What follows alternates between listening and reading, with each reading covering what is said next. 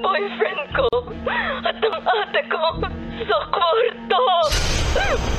Mga sikretong dito mo lang mapapakinggan. Top Secrets. Top Secrets. Top Secrets. Top Secrets.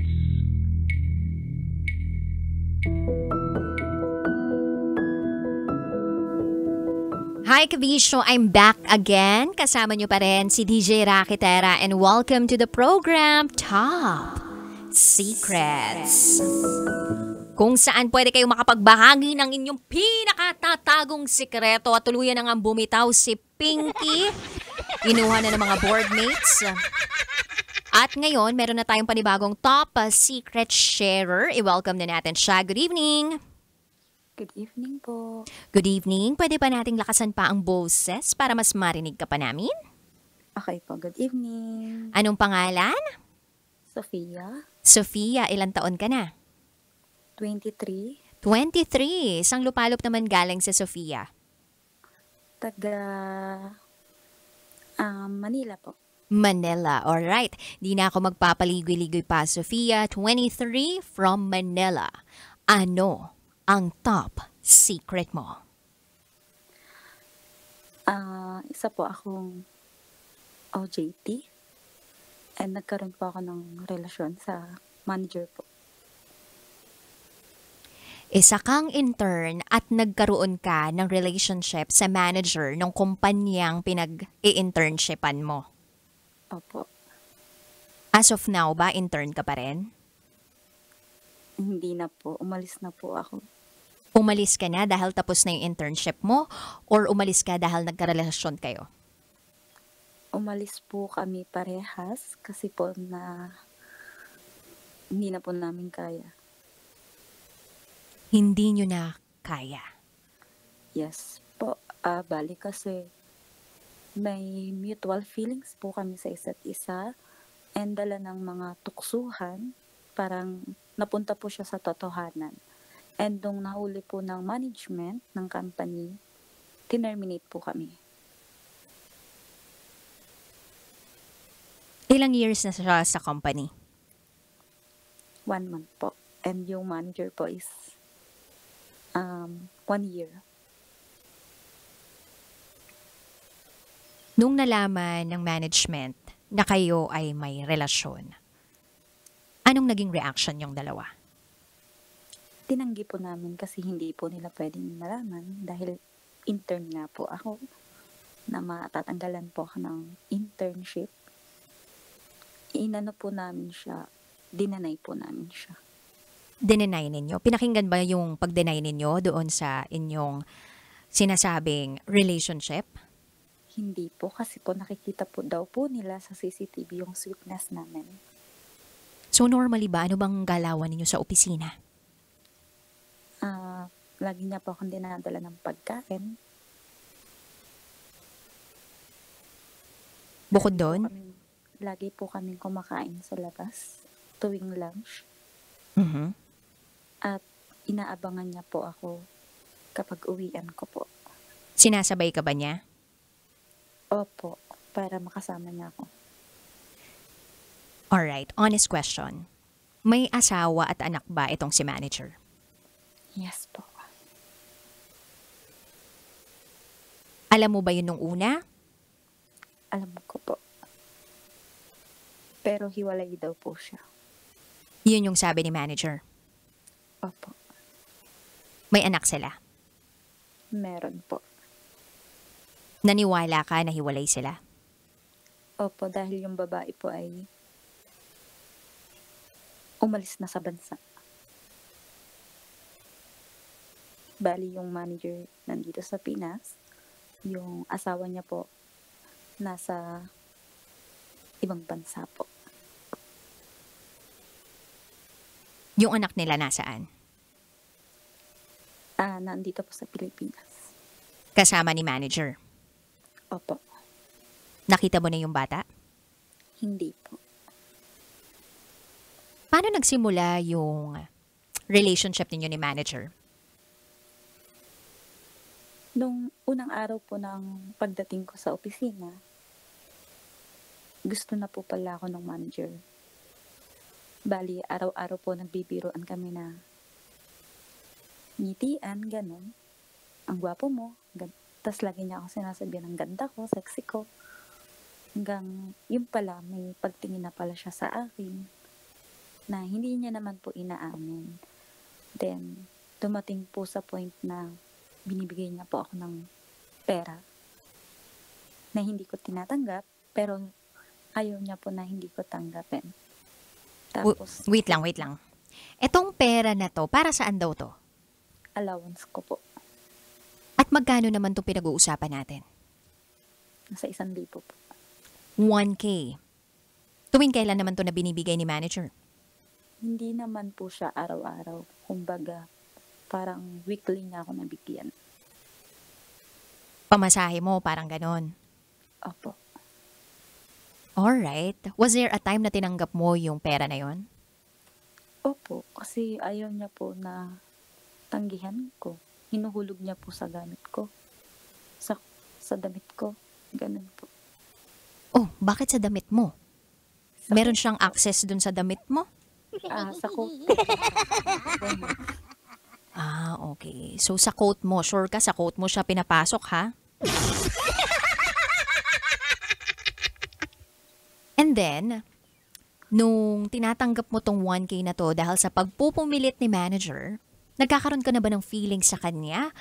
Kailan mo naramdaman na parang may nararamdaman ka na rin dito sa manager? Opo, nung naging niya po akong binibigyan ng pagkain. May boyfriend po ako. Ilang years na kayo ng boyfriend mo? Kakahiwalay lang din po namin. Bali, 1 year. 1 year relationship yung meron ka dito sa boyfriend mo. Nung pumasok ka sa internship mo dito sa kumpanyang ito, kayo pa nung boyfriend mo. Tama ba? Tama po, at tinatago ko po sa boyfriend ko lahat ng nangyayari sa opisina. Tinatago ko rin po na may contact kami ng manager na nag-uusap kami sa cellphone. Kapag po magkasama kami, binablock ko po yung manager. Alam po yun ng manager. May times- Alam ni manager na may boyfriend ka. Opo, kasi sinusundo po ako ng boyfriend ko. Nakikita po niya. So alam ninyo sa isa't isa na may kanya-kanya kayong partner. Opo. Pero siya, kamo, technically or sabihin nating emotionally, hindi na siya involved dun sa asawa niya. Opo, wala na daw po siyang contact sa asawa niya. Kumbaga, parenting na lang daw po sila. Co-parenting. So etong boyfriend mo na to, kailan kayo naghiwalay? Last night. Last night. Sa kadahilan ng? Parang, nanlamig po ako kasi gusto ko na pong sumuko kasi hindi ko na po kayang bakuhin. Kasi po nakikita na kami sa labas ng manager at lumalim na po yung nararamdaman namin sa isa't isa at may nangyayari na po sa amin. Gumawa po ako ng way para iwan ako ng boyfriend ko. At ano tong paraan na to? Nanlamig po ako, lagi po akong galit. At tinanggap yun ng boyfriend mo? Opo, naghiwalay na po kami. Nung naghiwalay kayo ng boyfriend mo, nakaramdam ka ba ng kalayaan o nakaramdam ka ng panghihinayang? Kalayaan po. Masasabi mo bang ngayon in love ka na kay manager? Opo, in love po ba ako o kailangan ko lang siya? Dahil tinutulungan niya po ako sa pag-aaral ko. Siya ba sumasagot ngayon ng tuition mo? Hindi pa naman po doon dahil parehas kaming natanggal sa trabaho. Pero Wait araw-araw lang, niya po- hindi naman sa ganun, di pa, kumbaga pares kayo natanggal sa trabaho. Internship ha, kumbaga ang internship, yan naman ay training ground sa pagtatrabaho. So si manager yung nawalan ng trabaho, tama? Tama po. Alright. Bakit ikaw? Ng intern po. Ng internship. So meaning, nakatenga ngayon yung internship mo. Ilang oras yung dapat matapos ng internship mo? 800 po. Meron na po akong OJT ngayon. Ang Okay. nangyayari- ang Na-credit ba yung 1 month mo na pagstay doon sa kumpanya o wala talagang na-credit doon kahit isa? pinag-iisipan pa po ng company. Nalaman ba to ng school mo? Alam po ng school pero sinabi ko po na wala talaga. Anong sabi ng school? Hingin ko na lang daw po ng certificate. Kasi po, doon po kasi sa company parang binubugaw po ako sa mga lalaki. Nagalit din po yung school kung bakit daw po ganun yung nangyari. Ito bang kumpanyang pinagtrabahuhan mo or pinag-internshipan mo ay dominant ang mga bilang ng lalaki kaysa sa babae? Opo. Bali po, hindi lang si manager ang na-attach sa akin, kundi ang iba pa po, marami. Mga 4 po, kasama po yung asawa ng may-ari ng kampanya. So may 4 na lalaking umaaligid-aligid sa'yo sa kumpanya. Opo, lahat po iyon nagpaparamdam sa akin, nagpapadala po ng mga bulaklak. At lahat ng yun may mga sabit, may mga asawa. Yung isa po yung dalawa po ay single. Palagay mo, ano yung dahilan kung bakit ikaw yung nilalapitan nila? Maraming mga interns bang kasabay ka? Meron po. Sabi po sa akin ng mataas na employee doon, dahil daw po sobrang lakas daw po ng sex appeal ko. Lahat daw po ng lalaki. Kahit daw po yung mga bisita po namin, kinukuha po lagi yung number ko. Pwede bang malaman kung may kamukha kang artista o mukha ka bang artista? Model po. You are a model. Opo. Alright. So talagang pag nakita ka, uy, grabe, ganda nito, ganon, ang sexy nito, ganon. Sobrang Latina, ganon ba? Sexy po. Ganun. Alright. So maraming umaaligid sa'yo. Palagay mo ba, sino ang nag-splok dun sa management na meron kayong relasyon? Opo. Yung sarili ko pong kaibigan. Kaibigan mo, nakasama mo ding nag-i-intern. Opo. Siya po nagsabi lahat kasi sa kanya po ako nagsasabi na ganito, ganyan, kumakain, binibigyan ako ng pera. At siya po ay natakot dahil idadamay daw po sila. Pag hindi siya nagsalita. Opo. So nilaglag ka. Opo. Masama ba loob mo sa kanya? Sobra po. Dahil siniraan din po niya yung pagkatao ko.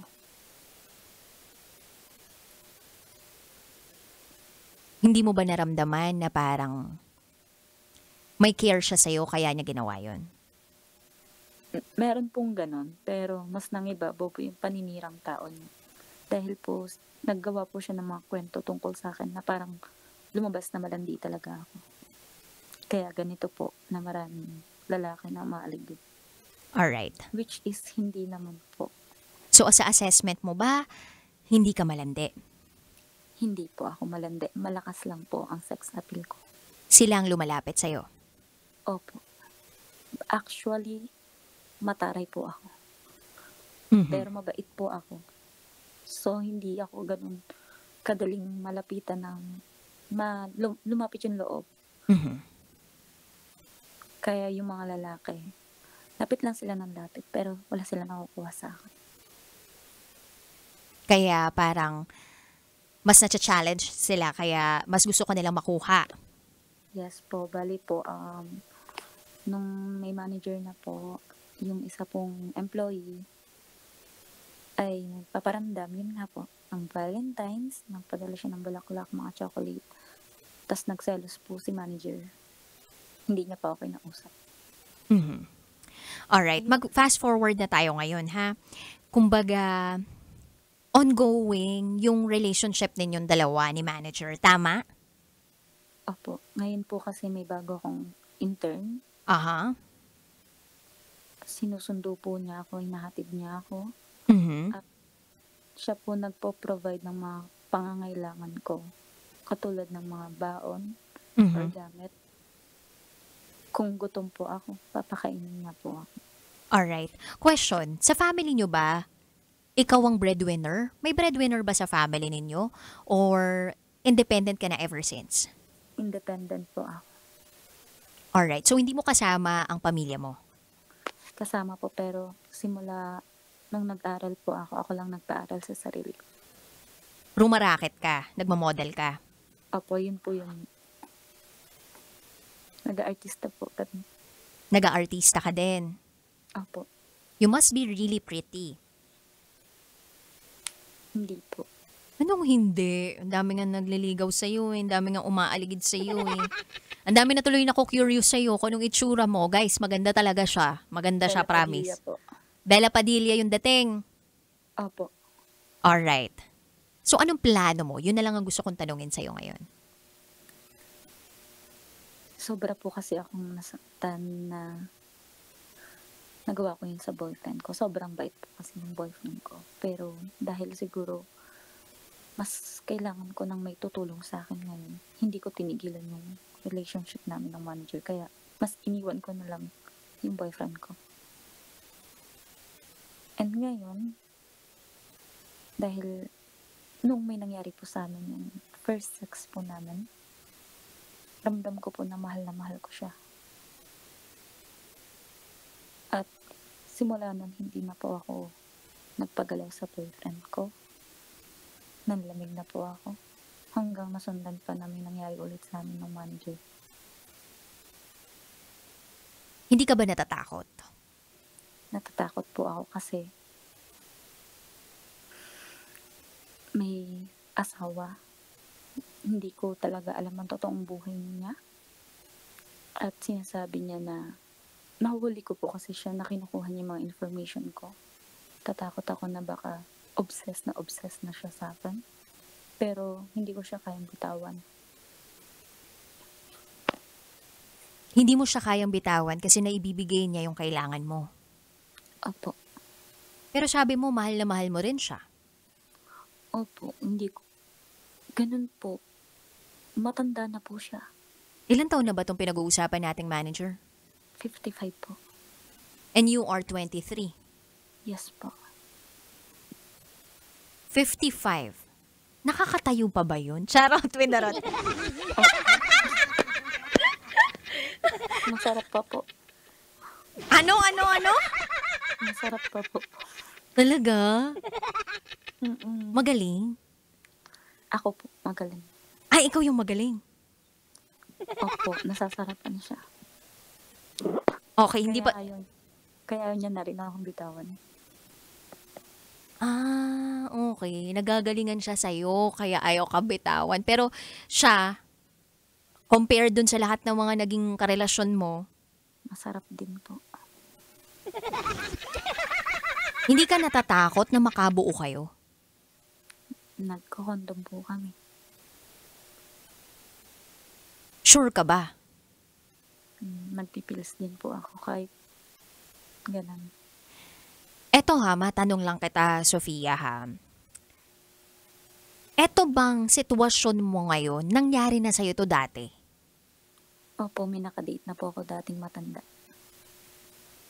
Mga ilang taon na to, pinag-uusapan Four. natin? Nung 16 po ako, may nakadate po ako na 40 years old. Professor ko po siya, pero hindi po naging kami. Wala rin po nangyari, pero date lang. Attractive po ako sa matanda. Feeling mo ba naglulong ka for a father figure? Hindi ko po masabi. Siguro po, naghahanap ako ng pagmamahal ng isang ama, isang partner, isang kaibigan. Siguro po ganun. Mhm. Naghahanap ako ng makakapitan kapag hinang-hina na ako. Naghahanap ako ng tutulong sa akin. Dahil nga po independent ako. Mhm. Hindi ko po kayang humingi ng tulong sa pamilya ko. Hindi ko masabi na ganito yung sitwasyon ko ngayon.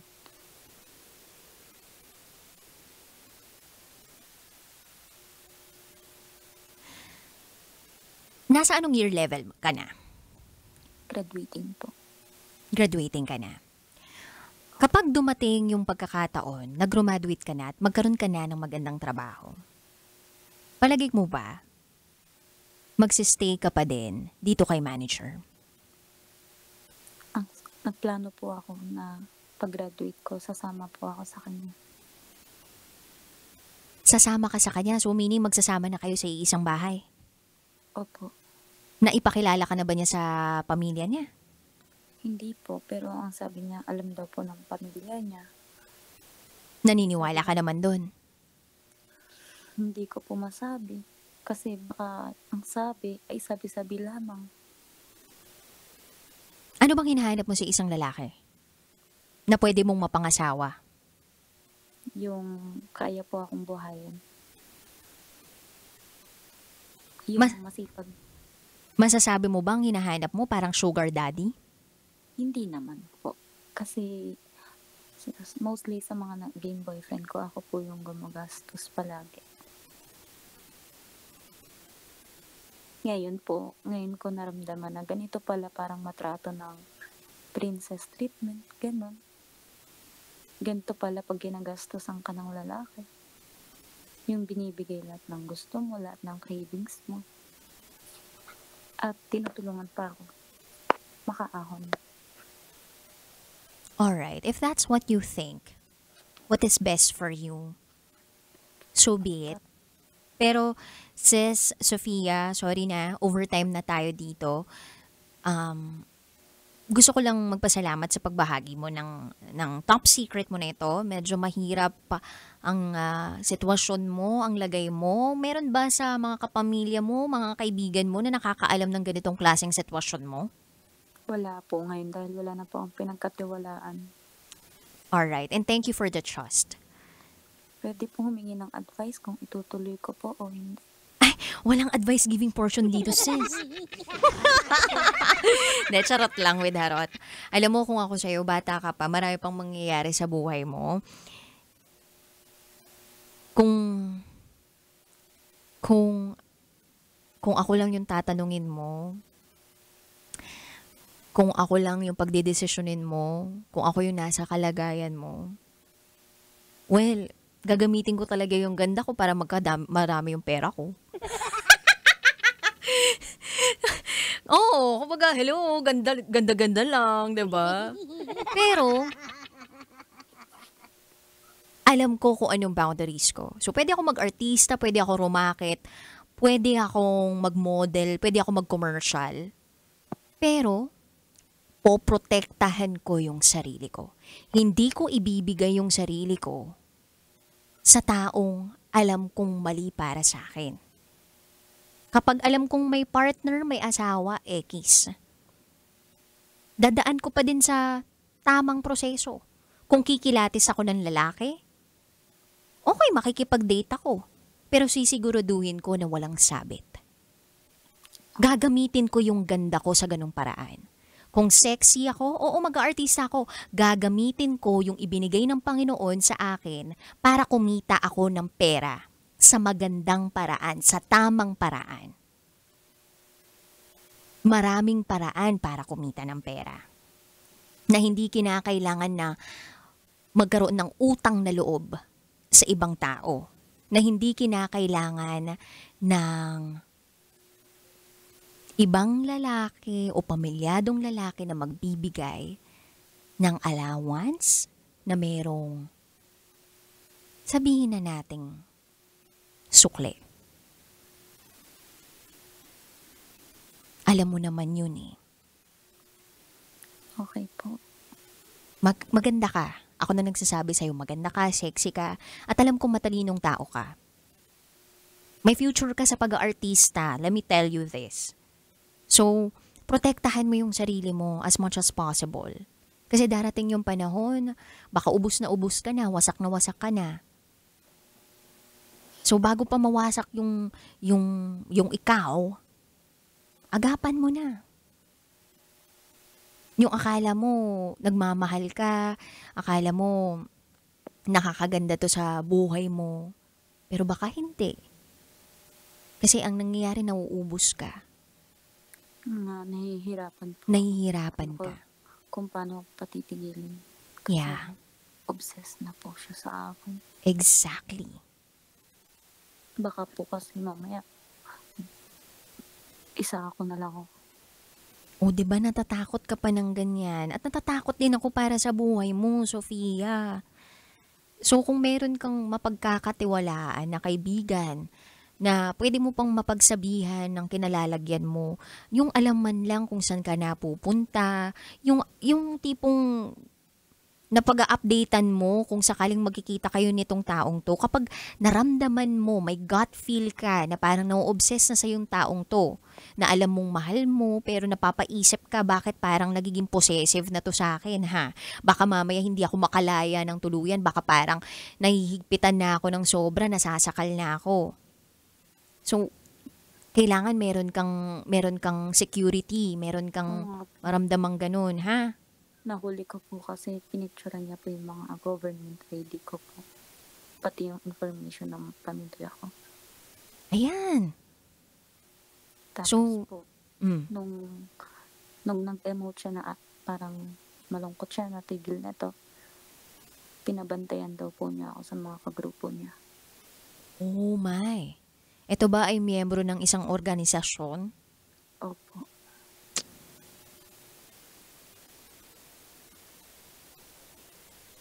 Yung lumilipad o yung isa? Sige. Gang. May gang. Letter T ba to? Ano di? Toto gang. O kaya pwedeng T gang. Charot, uy, charot. O sige na. Sofia, I wish you all the best at sana safe ka ha, and secured ka at sana makawala ka hanggat maaga pa, hanggat hindi pa malalim, makabangon ka. Alright? Thank you po, DJ. Ingat, Sofia. Wishing you all the best ha. Mag-iingat ka ha. Okay, sige. Alright. God bless. Bye. Naku, mag-ingat po kayo dun sa mga T. Gang. Ano yung lumilipad? Ewan ko, bahala na kayo mag-interpret ng lumilipad, no? Membro ba to ng isang organisasyon? Hirap nung ganyan, pag member ng isang organisasyon, tapos pinabantay dun sa mga member ng brad. Ay, is na-obsess na sa'yo. Tapos parang ang nangyari, hindi ka na human being sa mata, kundi isang possession, isang item. Sakit sa puso nun. Kaya nga tandaan mo, kabisyo, laging mag-iingat. Yung binigay ng Diyos sa atin na ganda, katalinuhan, kaseksihan, gamitin natin sa tamang paraan. Mahirap magkaroon ng utang na loob sa isang tao. At mahirap magkaroon ng involvement o relasyon sa isang taong hindi mentally stable o possessive o obsessive. Wala kang kawala sa ganyan o mahirap makawala sa ganyan. Katakot-takot na emotional torture yung magaganap sa'yo. Kaya hanggat maaga pa at may kapasidad ka pang makaalis dyan, umalis ka na. Anyway, sa mga kabisyo natin na gusto mag-share ng kanilang secrets, pwede naman pero bukas na ha kasi overtime na naman po tayo. Nakapiling po ninyo ang inyong basa Princess DJ Rakitera at ikay nakatutok dito sa 90.7 Love Radio. Kailangan pa bang i-memorize yan? Basic. This is Top Secrets.